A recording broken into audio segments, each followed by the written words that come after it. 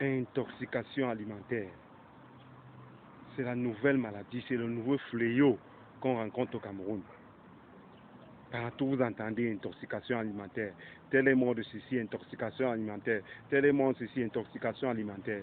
Mais est-ce à dire que tous les Camerounais ne connaissent pas préparer? Ou bien c'est toujours parce que nous utilisons l'huile de palme quand on peut même se le procurer? Ou bien c'est parce qu'on chauffe trop l'huile de palme? Est-ce que c'est vraiment l'intoxication alimentaire qui est devenue systématique au Cameroun? Je ne répondrai pas par l'affirmative, encore moins par la négative. Simplement, je dirais qu'il y a un peu de tout. Le premier constat est celui d'une négligence et surtout d'une ignorance de certains citoyens, de certaines femmes qui, selon les mets, selon les cuisines, selon les repas, chauffent parfois l'huile trop à des températures trop élevées, et ce qui peut créer des problèmes, ce qui peut devenir un problème pour le repas qu'elle est en train de préparer. Bref, les repas se font selon les prescriptions,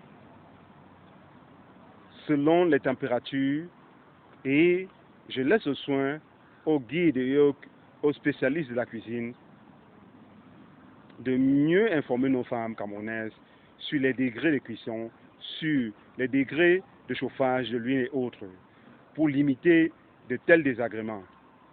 Je dirais effectivement qu'il y a aussi beaucoup de négligence, beaucoup de saleté, si je puis m'exprimer ainsi, qui amène à ce qu'on peut appeler l'intoxication alimentaire. Mais simplement, le phénomène d'intoxication alimentaire qu'on voit de nos jours, c'est un euphémisme, une manière d'atténuer le problème réel qu'on rencontre au Cameroun, qui est celui de l'empoisonnement. Oui, pour maquiller les empoisonnements qui sont légion au Cameroun, on parle couramment d'intoxication alimentaire. Que ce soit poison lent, que ce soit poison rapide, mais comment accepter cette résurgence, la résurgence de ce phénomène au Cameroun? Je dirais qu'il faut questionner les mentalités camerounaises.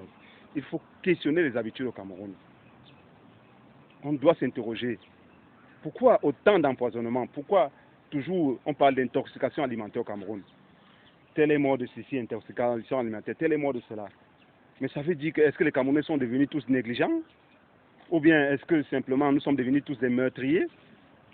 Pour que les gens meurent par-ci par-là et on parle d'intoxication alimentaire? Je pense que l'État devrait se saisir de ce problème. Oui, l'État devrait se saisir de ce problème d'empoisonnement au Cameroun et faire des enquêtes. Éventuellement, il faudrait punir les coupables. Comment parler du beau pays qu'est le Cameroun seulement dans le sens négatif? Pourquoi on doit reconnaître notre pays seulement dans les sens négatifs? Pourquoi on ne reconnaît pas notre pays dans les choses les plus positives? Oui, on va me parler du football, on va me parler du sport. Je ne suis pas contre, ce sont des éléments positifs, ce sont des légers positifs. Mais nous pensons que l'image du Cameroun est améliorée.